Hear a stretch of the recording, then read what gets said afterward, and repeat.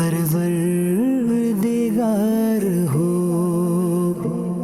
अल्हम्दुलिल्लाहि रब्बिल आलमीन वस्सलातु वस्सलामु अला खातमिन नबिय्यीन अम्मा बअद फ़अऊज़ु बिल्लाहि मिनश शैतानिर रजीम बिस्मिल्लाहिर रहमानिर रहीम अस्सलातु वस्सलामु अलैका या रसूलल्लाह अस्सलातु वस्सलामु अलैका या हबीबल्लाह अस्सलातु वस्सलामु अलैका या नबियल्लाह व अला आलिका व अस्हाबिका या नूर अल्लाह। मदनी चैनल के नाज़रीन, हमारा न्यू प्रोग्राम जिसका नाम है रिज़ाए इलाही, रिज़ाए इलाही प्रोग्राम में एक मुबल्लिग इंशाअल्लाह अल्लाह की रज़ा पर सुन्नतों बरा बयान फरमाएंगे और हमारे साथ एक और इस्लामी भाई, एक और मुबल्लिग होंगे जो इशारों में ट्रांसलेट करेंगे। ये उन आशिकान रसूल के लिए ट्रांसलेट किया जाएगा जो हमारे इसी मुआशरे में वो अफराद रहते हैं जो सुनने से कासिर हैं, जो बोलने से कासिर हैं, सुन नहीं सकते, बोल नहीं सकते, उन्हें भी इल्म दीन की ज़रूरत है, उन्हें भी अपनी इस्लाह की ज़रूरत है। इंशाअल्लाह हमारे ये मुबल्लिग उन इस्लामी भाइयों के लिए इस बयान को इशारों में ट्रांसलेट करेंगे। आपसे गुजारिश करेंगे जब जब हमारा ये प्रोग्राम आए, आपने हमारा ये प्रोग्राम अव्वल से लेकर आखिर तक ज़रूर देखना है। इब्तिदान दुरूद पाक की एक फ़जीलत सुनते हैं। अल्लाह पाक के प्यारे प्यारे आखिरी नबी मुहम्मद अरबी सल्लल्लाहु अलैहि वालैहि वसल्लम का फरमाने आली शान है, मन क़रा अल क़ुरआन व हामिद रब, जिसने कुरान पाक की तिलावत की और अल्लाह की हम्द बयान की, रब की हम्द बयान की और फिर नबी करीम सल्लल्लाहु अलैहि वालैहि वसल्लम पर दुरूद पढ़कर अपने रब से मग़फ़िरत तलब की, तो यकीनन उसने भलाई को अपनी जगह से तलाश कर लिया। सुभान अल्लाह। काश कि मेरा और आपका ये जहन बने मदनी चैनल के नाज़रीन कि हम ज़्यादा से ज़्यादा अल्लाह पाक के आखिरी नबी सल्लल्लाहु अलैहि वसल्लम पर दुरूद पाक पढ़ने वाले बन जाएं। उन पर दुरूद जिनको कसे बेकसा कहें, उन पर दुरूद जिनको कसे बेकसा कहें, उन पर सलाम जिनको खबर बेखबर की है। सल्लु अलल हबीब सल्लल्लाहु ताला अला मुहम्मद सल्लल्लाहु अलैहि व आलिहि वसल्लम। मनकूल है मस्जिदुल हराम शरीफ में यानी मक्का मुकर्रमा में एक आबिद था, इबादत गुजार, अल्लाह की इबादत करने वाला। वो दिन रात अल्लाह ताला की इबादत में मशगूल रहता और कैफियत ये थी, रात सारी अल्लाह पाक की इबादत करता और दिन को वो रोज़ा रखता। रोज़ाना शाम को एक शख्स उसके पास आता और 2 रोटियां उसको देकर चला जाता, जिससे वो इफ्तार करता और फिर इसके बाद दोबारा अल्लाह पाक की इबादत के लिए कमर बस्ता हो जाता। ये सिलसिला एक तवील अरसा तक चलता रहा। एक दिन आबिद के दिल में, जो इबादत गुजार था, अल्लाह की इबादत करने वाला था, इसके दिल में ख्याल पैदा हुआ कि मैं अल्लाह पर क्यों तवक्कुल नहीं करता, कि मैं बंदे पर तकिया लगाए बैठा हूँ, उसके आने का इंतजार करता हूँ कि वो मुझे रोटी देगा। अगले दिन जैसे ही वो बंदा आया तो रोटी देने लगा तो उसने वापस लौटा दी। कहा कि नहीं, मुझे रोटी नहीं चाहिए, अब मैं अपने अल्लाह से रोटी लूंगा, मुझे अल्लाह पाक की ज़ात पे तवक्कुल है, अल्लाह की ज़ात पे यकीन है, वो मुझे रोटी अता फरमाएगा। 3 दिन यूं ही जब गुजरे, भूख का जब गलबा हुआ तो अल्लाह पाक की बारगाह में फरियाद करता है। जब फरियाद की तो रात को ख्वाब में देखता है कि अल्लाह पाक की बारगाह में हाजिर है।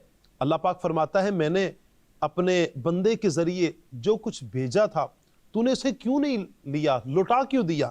इस पर वो आबिद कहता है कि मेरे दिल में ख्याल आया, तेरे सिवा दूसरे पर तकिया क्यों करूं, दूसरे पर क्यों भरोसा करूं, जब तेरी ज़ात है देने वाली, तू ही है मेरे अल्लाह देने वाला है। अल्लाह अकबर। अल्लाह ताला ने फरमाया, फिर बता कि वो रोटियां बेचता कौन था। बंदा अर्ज करता है, आबिद कहता है, इबादत गुजार कहता है, यकीनन ऐ मेरे अल्लाह तू ही है जो रोटियां भेजने वाला है। अल्लाह ताला ने हुक्म इरशाद फरमाया कि अब जब वो रोटी लेकर आए उसे वापस नहीं लौटाना बल्कि रख लेना अपने पास, क्योंकि ये मैं ही हूं जो तुम्हारी तरफ रोटी भिजवा रहा हूं। जो रोटी देने वाला था, अल्लाह पाक ने उससे इरशाद फरमाया कि तूने रोटी देना क्यों बंद कर दी। उसने अर्ज की, ए मालिक तुझे खूब मालूम है। फिर पूछा, ए बंदे वो रोटियां तू किसे देता था। उस बंदे ने अर्ज की, ए मालिक मैं तुझे देता था, यानी तेरी राह में देता था, तेरी राह में इन रोटियों को सर्व करता था।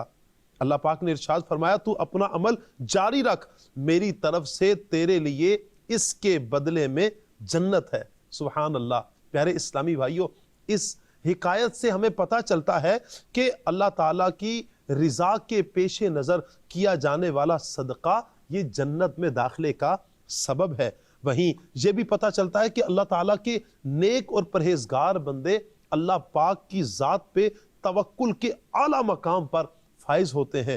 وہ عبادت گزار ساری رات اللہ تعالیٰ کی عبادت میں مصروف رہتا ہے، دن کو روزہ رکھتا ہے، یوں وہ دن رات اللہ تعالیٰ کی عبادت میں بسر کرتا ہے۔ اسے یقین تھا کہ وہ ذات ہے کہ جس کی میں عبادت میں مصروف ہوں وہ مجھے روزی بھی ضرور عطا فرمائے گا، مجھے رزق عطا فرمائے گا، اور اپنے بندوں کا پیٹ پالنا اسی رب کا کام ہے۔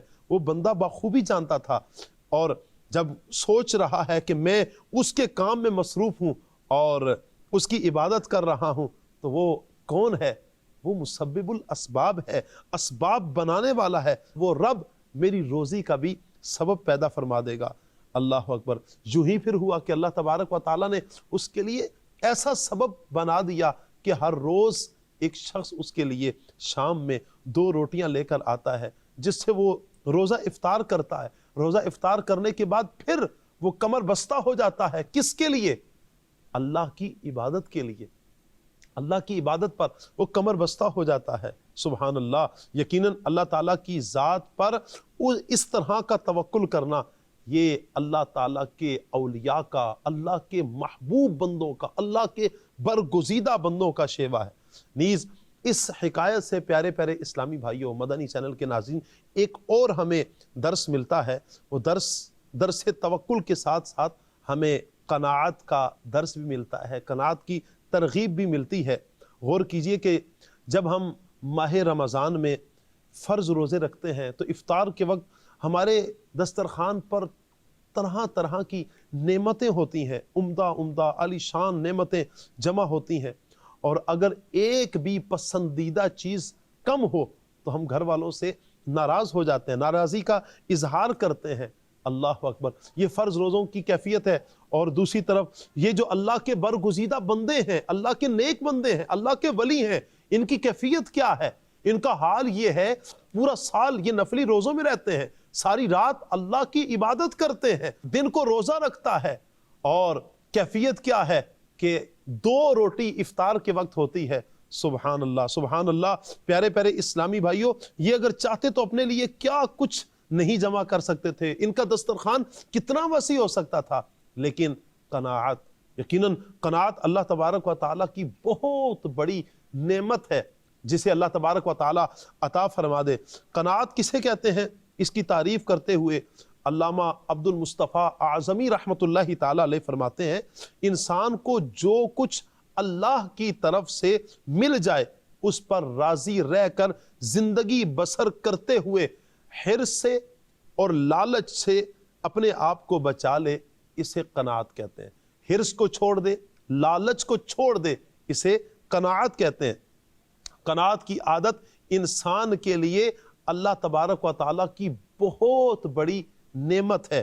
قناعت پسند انسان پرسکون دولت سے مالا مال رہتا ہے، یعنی سکون کی دولت سے انسان مالا مال رہتا ہے، جبکہ حریص اور لالچی شخص ہمیشہ پریشان رہتا ہے۔ پیارے اسلامی بھائیوں، اللہ پاک کے پیارے پیارے آخری نبی محمد عربی صلی اللہ علیہ وآلہ وسلم کی ساری زندگی صبر و رضا اور قناعت سے بھری پڑی ہے۔ نبی پاک صلی اللہ علیہ وآلہ وسلم کی حیات طیبہ میں کہیں بھی آرام، عیش اور راحت کا سامان نظر نہیں آتا، اور نہ کبھی آپ صلی اللہ علیہ وسلم ان چیزوں کے حصول کے لیے کوشش فرمائی حضور علیہ الصلوۃ والسلام نے۔ عیش کے لیے، راحت کے لیے حضور علیہ الصلوۃ والسلام نے کوشش بھی نہیں فرمائی۔ آپ صلی اللہ علیہ وسلم کو مال غنیمت عطا کیا جاتا، بڑے بڑے خزانے مال غنیمت میں حضور کی بارگاہ میں پیش کیے جاتے، مگر میرے آقا صلی اللہ علیہ وآلہ وسلم، کریم آقا، وہ سارے کا سارا مال، وہ سارے خزانے مسلمانوں میں تقسیم فرما دیتے۔ صحابی رسول حضرت سیدنا ابو ہریرہ رضی اللہ تعالی عنہ سے روایت ہے، آپ فرماتے ہیں کہ نبی اکرم صلی اللہ علیہ وآلہ وسلم کے گھر والوں نے 3 دن تک کبھی پیٹ بھر کر کھانا نہیں کھایا، یہاں تک کہ آپ صلی اللہ علیہ وآلہ وسلم اس دنیا سے تشریف لے گئے۔ یعنی حضور علیہ الصلوۃ والسلام کی ساری زندگی کو اٹھایا جائے، ساری زندگی کا مطالعہ کیا جائے۔ 3 دن تک ایسے نبی پاک صلی اللہ علیہ وآلہ وسلم کی زندگی کے نہیں ایسے گزرے کہ جن میں حضور علیہ الصلوۃ والسلام کے گھر والوں نے پیٹ بھر کر کھانا کھایا ہو۔ اللہ اللہ اللہ اللہ۔ 2 جہاں کے سردار ہونے کے باوجود آپ صلی اللہ علیہ وآلہ وسلم کی کیفیت کیا ہے؟ میرے آقا صلی اللہ علیہ وآلہ وسلم چٹائی پر آرام فرماتے ہیں۔ میرے آقا صلی اللہ علیہ وآلہ وسلم سر انور رکھنے کے لیے کھجور کی چھال کا بھرا ہوا ایک چمڑے کا تکیہ استعمال فرماتے ہیں۔ کبھی میرے آقا صلی اللہ علیہ وآلہ وسلم نے لذیذ اور پر تکلف کھانے کی خواہش نہیں فرمائی، یہاں تک کہ کبھی آپ نے چپاتی یہ بھی تناول نہیں فرمائی۔ اللہ اکبر۔ جو کی موٹی موٹی روٹیاں اکثر میرے آقا صلی اللہ علیہ وسلم کی غذا رہتی۔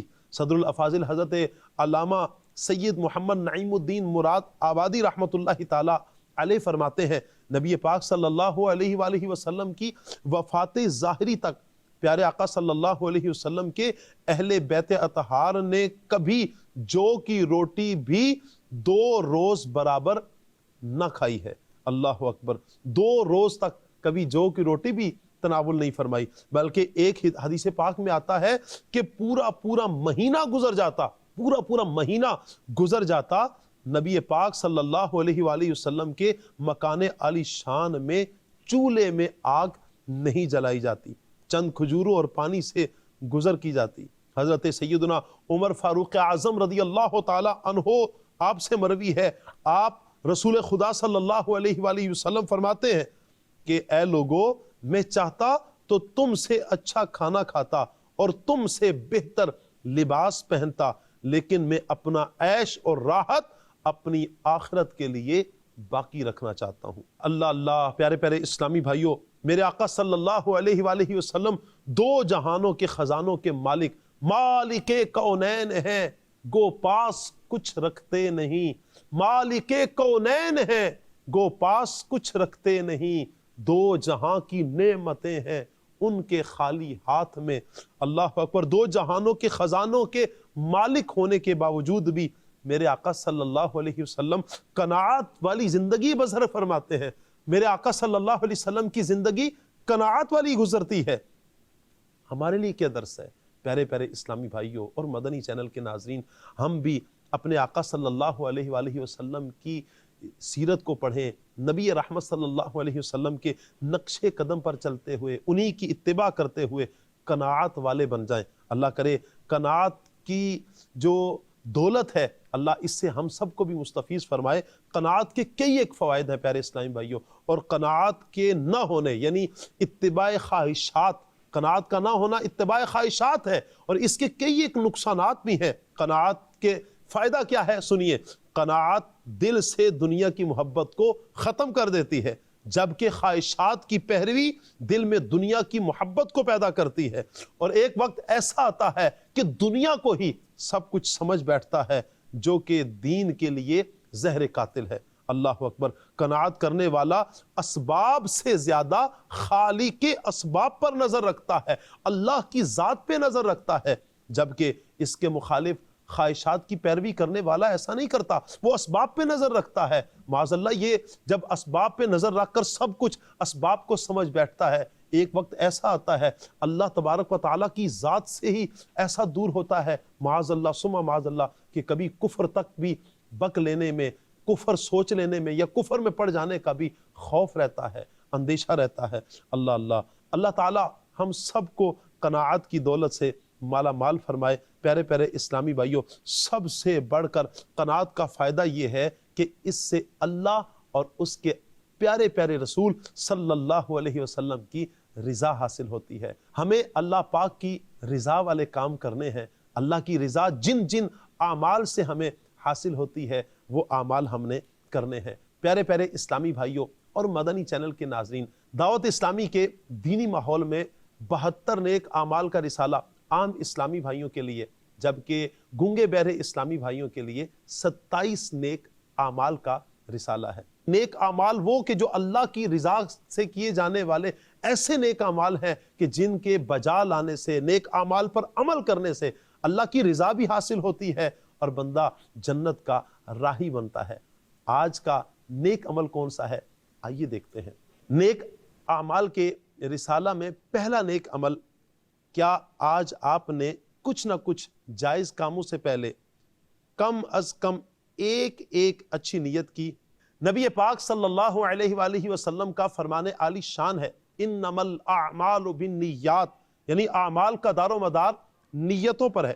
حکیم الامت مفتی احمد یار خان نعیمی رحمت اللہ تعالی علیہ اس حدیث پاک کے تحت آپ فرماتے ہیں کوئی عمل اخلاص کے بغیر ثواب کا باعث نہیں، خواہ خالص عبادت ہی کیوں نہ ہو، جیسے نماز، روزہ وغیرہ، یا عبادت غیر مقصودہ جیسے وضو، غسل، کپڑا، جگہ، بدن کا پاک کرنا وغیرہ، کہ ان پر ثواب اخلاص ہی سے ملے گا۔